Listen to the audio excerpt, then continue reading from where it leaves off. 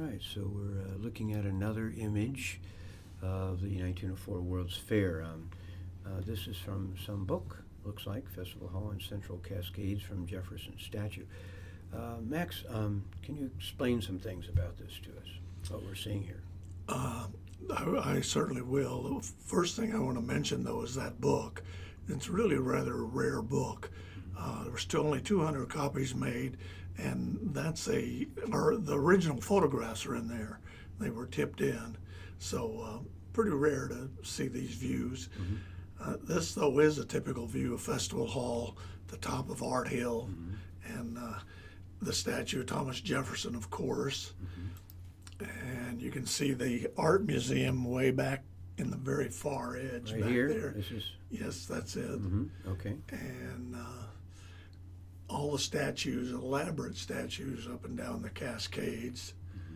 A lot of flowers, plantings, all over the fairgrounds. It was amazing how much they did. And the Colonnade Estates went out each way from the Festival Hall. This here? Yes. Okay. There were 7 statues on each side representing the 14 states that were carved out of the Louisiana Purchase land mass.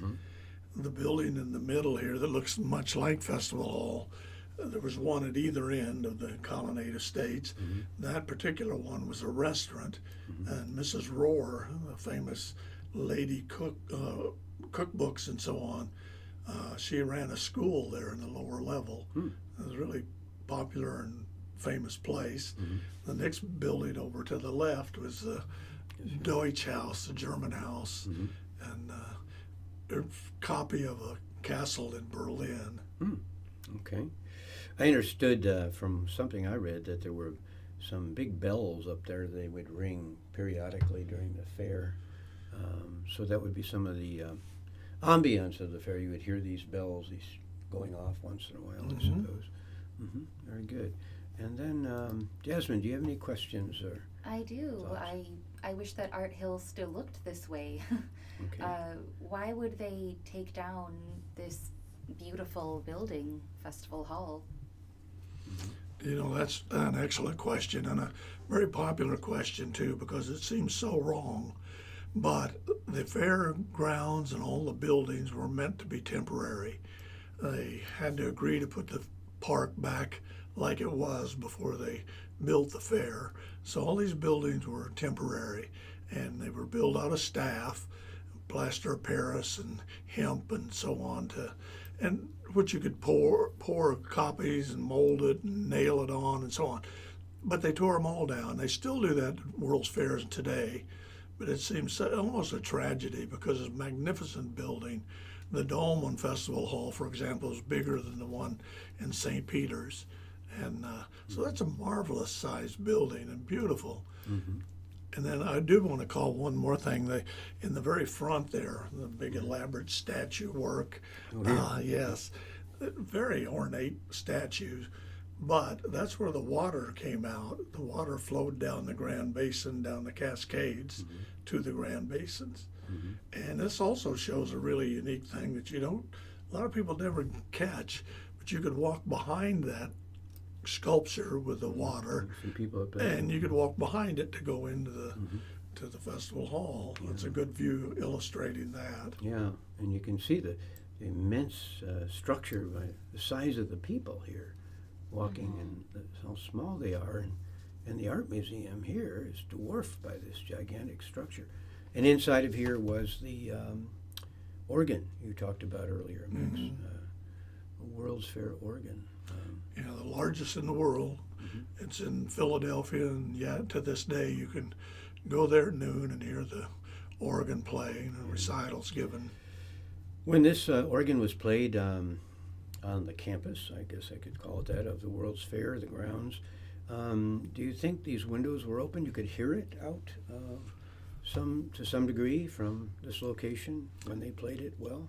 I would imagine you could. You could hear music all over the fairgrounds from all sorts of venues, but I'm sure some of that would come out because you're right about opening windows because the air conditioning didn't exist. Yeah. What about this statue up here, Max? That's possibly a statue representing the Statue of Victory, Okay. which went on to become a statue used in a lot of sporting events and that on trophies and such. Okay. So come down here, and anything else either of you want to talk about? The statue of Thomas Jefferson looks very similar to the one currently in the History Museum. Mm-hmm. This isn't that one, though, is it? No, it looks almost like it, so that's a good question. There was a statue of Thomas Jefferson here, and all the way to the other side, an equal place, I don't think it even shows up in this, is the statue of Napoleon. And again, that statue was temporary. They even moved one of the statues, not this one, to a park in St. Louis. And it lasted a couple of years till it just dissolved. Mm-hmm. Okay, very good. Any other thoughts about what we're seeing here? Just one quick thing. I see that this over here is a statue of maybe some sort of very large bird. What are these statues of? Are those horses? I can't quite make them out. It's a whole lot of separate things, but you're right. That first one was a big bird, a gull type bird, and there's other animals mixed in there. And the one to the far left, that is a horse. You almost have to get close to them to see them. But this does show the magnitude of the sculpture work.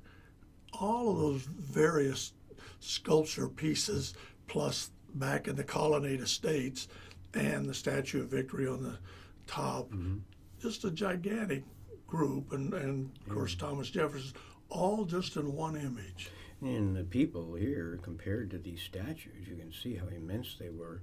Just looking up at them would have been hard to see. You know, that they're so immense. And I noticed earlier too that here's a comparison. This woman's height to this statue here. You can see it's 4 or 5 times higher than she is. You know, puts that in perspective. and we talked earlier about this umbrella that it's not raining. There's another umbrella here. Quite a few of them carry them. You can see them back here. Why is that, Jasmine? Why do you think?